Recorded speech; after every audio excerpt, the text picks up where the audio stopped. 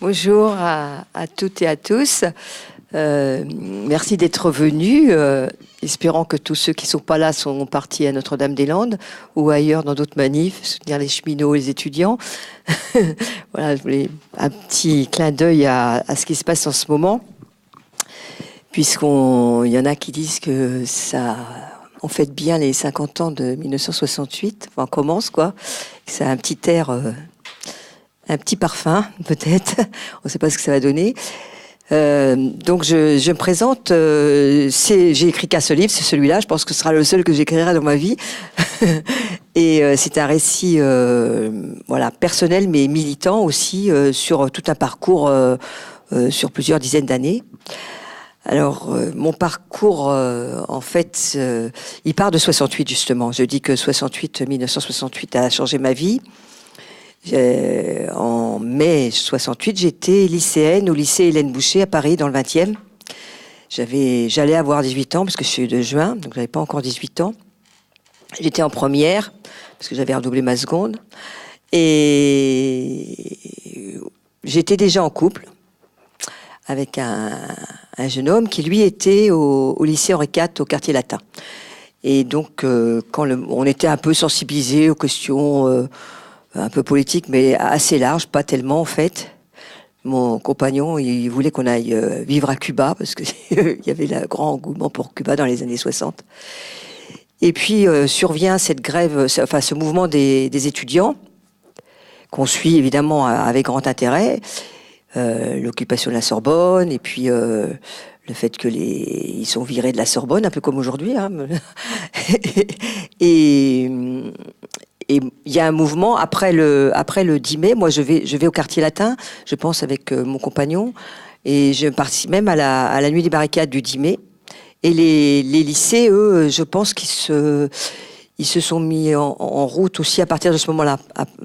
En tout cas, dans mon lycée, ça s'est mis en route. La grève, il y avait quelques lycées déjà en grève, surtout des lycées de garçons. Il n'y avait pas beaucoup de lycées mixtes, hein, même à Paris à l'époque. Moi, c'était un lycée de filles extrêmement strict, où on n'avait pas le droit de mettre de talons, pas le droit de se maquiller, pas le droit de parler aux garçons, évidemment, et pas de talons aiguilles, parce que ça rayait les parquets. Enfin, tout un tas d'interdits un peu ridicules et très rétrogrades, et on devait porter des blouses infâmes, c'est vraiment horrible. Et puis aussi, on n'avait pas le droit à la parole, surtout. Ça, c'était important. Et donc, notre lycée s'est mis en grève sur l'instigation des lycéens du comité d'action lycéen de Voltaire, qui n'était pas loin, et je crois de Cours. Et ils sont venus nous voir. Et puis bon, moi, j'ai fait partie de l'équipe de lycéennes qui a commencé l'occupation. Alors, on n'occupait pas la nuit, mais on a dû occuper 3-4 jours maxi. Hein. Donc, il y avait des assemblées générales, on faisait comme partout, avec des commissions, on discutait de tout, évidemment, de ce qui se passait, du soutien aux étudiants, et puis aussi de la pédagogie, de ce qu'on nous enseignait, comment on nous l'enseignait, sur quoi, et de quoi on avait le droit de parler, pas parler. Et puis, tout sortait, quoi. L'éducation, la société. Enfin, c'était une libération totale au niveau de la parole qu'on n'avait jamais eue. Et puis après, notre lycée a fermé, hein, la direction a vite fermé le lycée. Et je me suis retrouvée donc au quartier latin et du coup j'ai passé à peu près tout le mois de mai au quartier latin et au lycée Henri IV où il y avait une occupation extrêmement importante où il y avait beaucoup d'animations, de débats, de films, et puis des manifs tous les jours. Hein, dans le quartier latin, il y en avait tout le temps. Il y avait beaucoup de manifestations. Donc, je ne vais pas vous raconter 68, parce que vous pourrez le regarder sur d'autres films, dans d'autres bouquins. D'ailleurs, il y a pas mal de bouquins qui sont sortis là-dessus. On pourra en parler tout à l'heure, qui relatent et qui remettent un peu les choses à l'endroit sur 68, parce que pendant plusieurs dizaines d'années, il y a eu plein de contre-vérités sur ce qui s'est passé et sur ce qu'il en est resté, surtout. Et donc, je vais au lycée Henri IV et je participe à tout. On va à la Sorbonne, qui avait été réoccupée, et où il y avait beaucoup d'assemblées générales. On allait à l'assemblée générale. Il y avait des assemblées générales tous les jours. Et notamment, il y avait les assemblées générales qui étaient animées par la JCR, les Jeunesses communistes révolutionnaires, qui sont en fait l'ancêtre de la LCR et puis du NPA. Et on était, avec mon compagnon et d'autres copains, on était assez impressionnés par les discours et les analyses des dirigeants à l'époque des JCR. Il y avait Daniel Ben Saïd, il y avait Henri Weber, il y avait Henri Mahler, il y avait enfin pas tout un tas de gens comme ça qui ça nous impressionnait parce qu'on trouvait qu'ils éclairaient bien la situation qui pour nous était nouvelle et on n'était pas très politisé et qui était assez confuse quand même, faut le dire. Et on suivait tous les mouvements, il y a eu plein de manifs et tout. Et puis un jour, on décide, on se dit, il faut qu'on s'engage, on peut pas rester comme ça. Il faut qu'on s'engage. On décide d'adhérer à la JCR. Donc on adhère au cercle, ça s'appelait un cercle, le cercle de la JCR du 5e et 6e arrondissement. Et c'était juste au moment, on adhère en fait le 12 juin, c'est le jour de la dissolution où De Gaulle décide de dissoudre toutes les organisations révolutionnaires d'extrême gauche. Parce qu'il y avait eu encore une deuxième nuit des barricades le 24 mai, qui a été aussi, je crois, plus violente que celle du 10 mai. Et puis il y avait surtout la grève générale qui avait démarré à partir du 13 mai. Puisque après les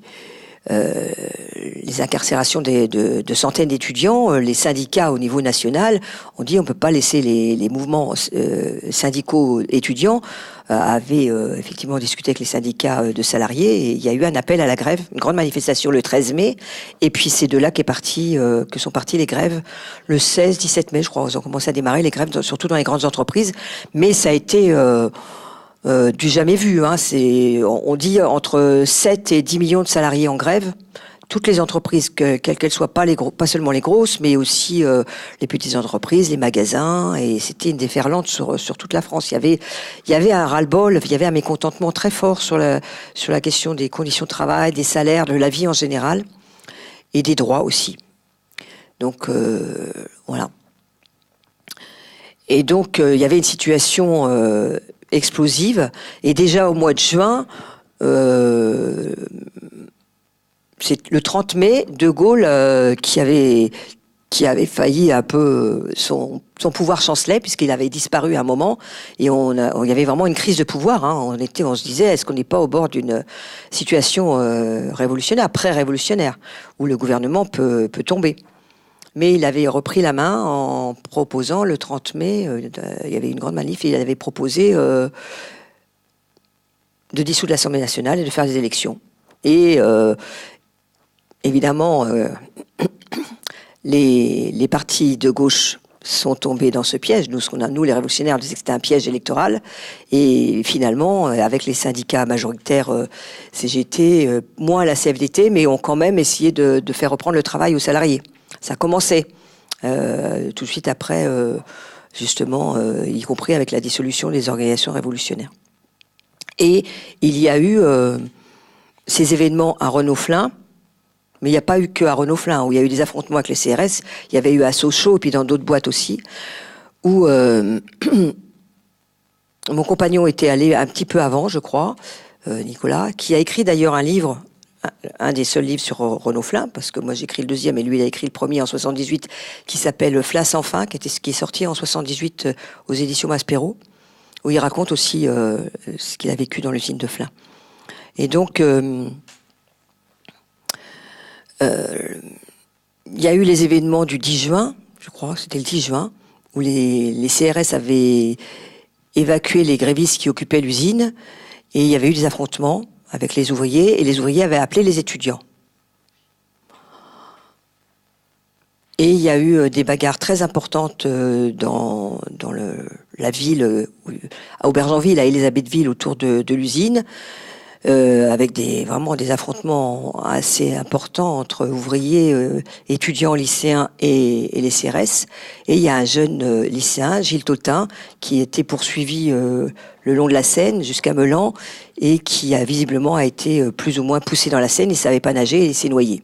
C'était un drame. C'était un des morts de 68. Il y en a eu à peu près 7 ou 8 des morts. En comptant, il y a eu un CRS, je crois. Mais il y a aussi des ouvriers, notamment, il y en a eu 2 à Sochaux, et puis dans d'autres endroits. On pense que c'était pas violent, mais il y a eu quand même des morts en 68.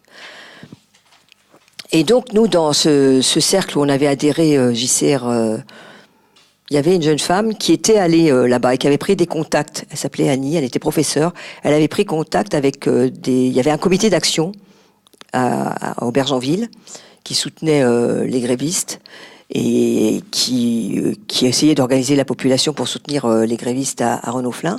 Et elle avait rencontré des gens du comité d'action parce que aussi un des ingrédients de 68, c'était aussi la prise de parole autonome des gens qui étaient en lutte, notamment avec la création du comité d'action de quartier ou de ville ou d'entreprise, qui étaient des comités d'action unitaires où il n'y avait pas forcément d'étiquette. Il y avait des gens qui, voilà. Et donc elle nous disait, il faut aller là-bas, c'est très important. Voilà, donc on est retourné.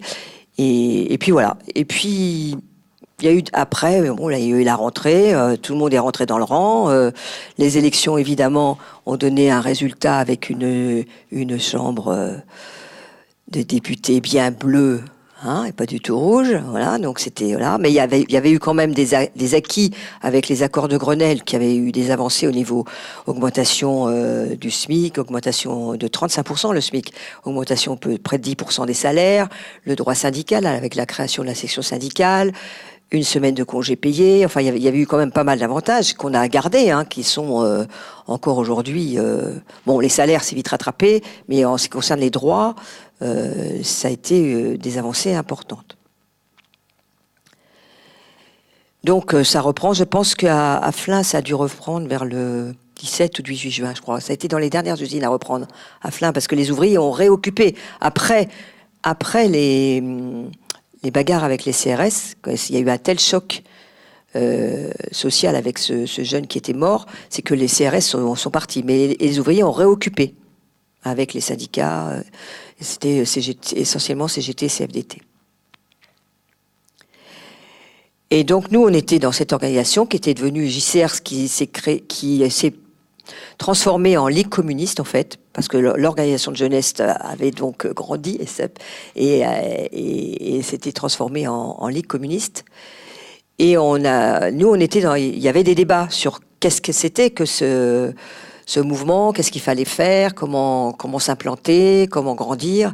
Et il y avait un courant de notre organisation qui s'appelait Révolution et qui n'était pas tellement d'accord sur des sujets qui n'avaient pas vraiment à voir avec la situation sociale nationale, qui n'était pas d'accord avec l'adhésion à la 4e internationale, bon, c'était un peu...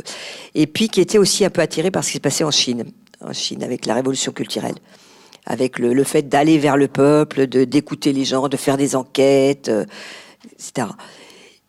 Et nous, on était dans ce courant qui nous intéressait et qui disait que la question de la classe ouvrière et des entreprises était très importante et qu'il fallait que les organisations révolutionnaires soient implantées dans la classe ouvrière, mais comme on n'y était pas, comme on était beaucoup des étudiants et des professions intermédiaires, pas forcément, on n'avait pas beaucoup d'ouvriers, ben fallait y aller, quoi, en fait.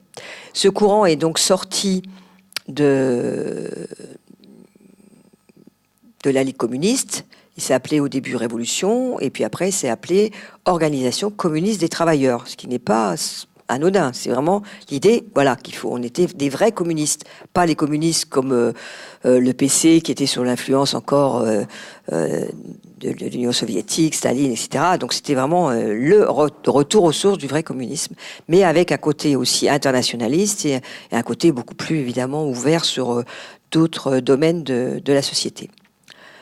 Et dans cette organisation, on était un petit courant à dire, bah, il faut y aller, quoi. On va pas attendre. Certes, c'était peut-être une répétition générale, mais 68. Et c'est d'ailleurs le titre d'un livre qu'a écrit juste à la rentrée, un an après, de 68, Daniel Ben Saïd avec Henri Weber, qui maintenant au Parti socialiste. Depuis un bout de temps quand même. Mais Daniel Ben Saïd, il est décédé il y a quelques années, 5-6 ans je crois. Et donc le titre c'était mai 68, une répétition générale. Donc c'était dans la tête de beaucoup de révolutionnaires que on avait raté notre coup là, mais que on allait recommencer quoi, peut-être dans 10 ans. Donc l'idée c'était d'aller en entreprise et puis de préparer le terrain en essayant d'influencer les ouvriers pour que ça recommence, puisque de toute façon, le système économique et social et politique n'avait pas été renversé. Il y avait eu certes des avancées, mais on n'avait pas fait la révolution. Donc on décide d'aller à Flins, parce qu'il y avait ce mythe de Flins, des ouvriers qui s'étaient révoltés à la fois contre les CRS, qui s'étaient bagarrés avec les CRS, et à la fois qui avaient contesté aussi les directions syndicales. Il y avait eu un espèce de vote qui avait été organisé par la direction, il y avait des ouvriers qui avaient renversé les urnes, ça a été filmé. D'ailleurs, je vous conseille, sur Flins 68, je vous conseille le film de Jean-Pierre Thorne, qui s'appelle « Oser lutter, oser vaincre », Flins 68, qui est sorti, il l'a filmé en 68, il a filmé tout ça.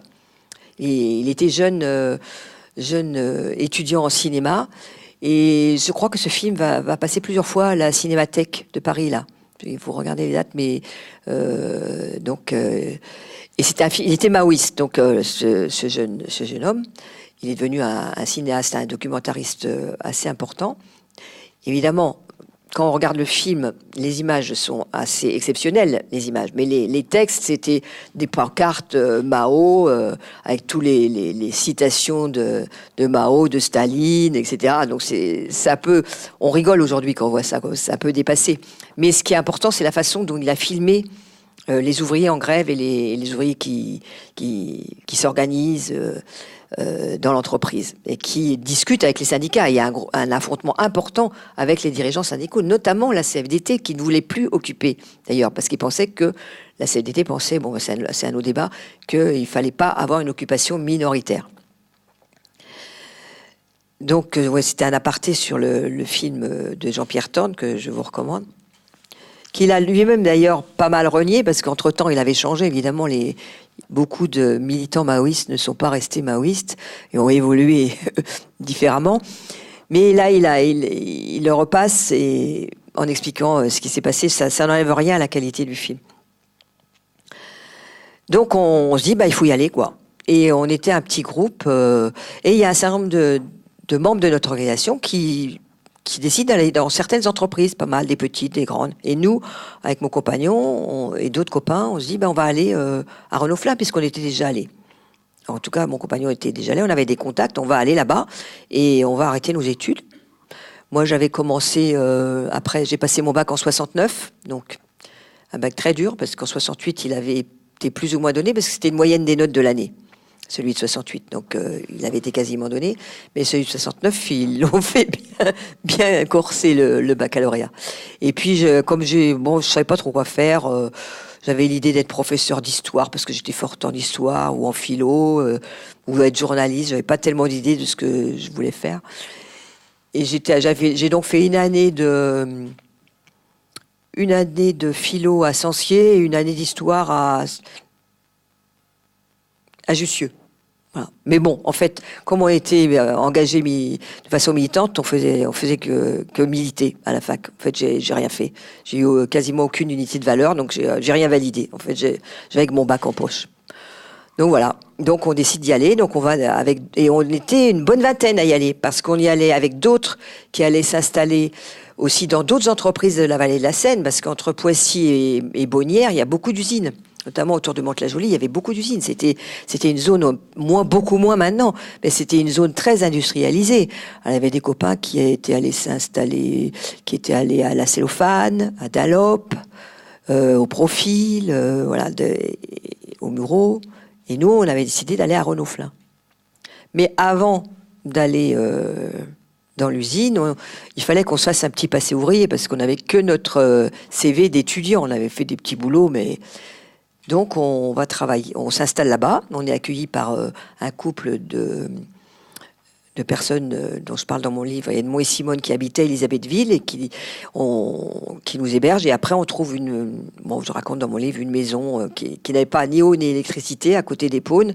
Et voilà, on reste quelques mois là-dedans.